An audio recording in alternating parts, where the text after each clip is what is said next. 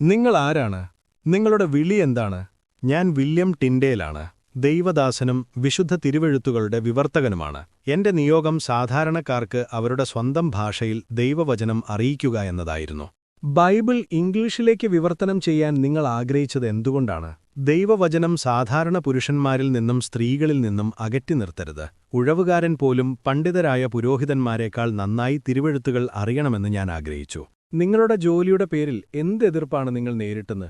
Bible സ്വയം വായിക്കുന്ന ആളുകൾ തങ്ങളുടെ അധികാരത്തെയും പാരമ്പര്യങ്ങളെയും വെല്ലുവിളിക്കുമെന്ന് ഭയന്ന പള്ളി അധികാരികളിൽ നിന്ന് എനിക്ക് ശക്തമായ എതിർപ്പ് നേരിടേണ്ടി വന്നു. പീഡനത്തെ നിങ്ങൾ ഭയപ്പെട്ടിരുന്നോ? ഇരുട്ട് എന്നെ ഭയപ്പെട്ടു.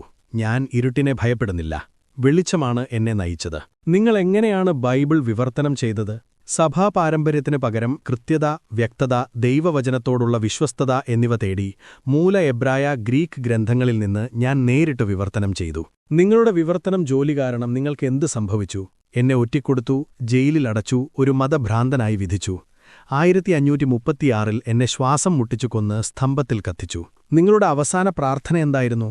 എന്റെ അവസാന പ്രാർത്ഥന, കർത്താവേ, ഇംഗ്ലണ്ടിലെ രാജാവിന്റെ കണ്ണുകൾ തുറക്കേണമേ എന്നായിരുന്നു. ഒരു ദിവസം ബൈബിൾ സ്വതന്ത്രമായി ഇംഗ്ലീഷിൽ വായിക്കപ്പെടാനിടയാകും. നിങ്ങളുടെ മരണത്തിനിടയിലും നിങ്ങളുടെ ജോലി വിജയിച്ചോ?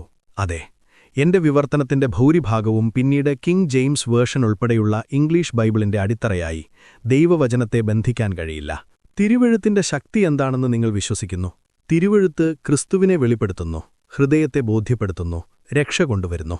ആളുകൾ ദൈവവചനം വായിക്കുമ്പോൾ ദൈവത്തിന്റെ ആത്മാവ് അവരോട് നേരിട്ട് സംസാരിക്കുന്നു. ഇന്നത്തെ വിശ്വാസികൾക്ക് നിങ്ങൾ എന്ത് സന്ദേശം നൽകും?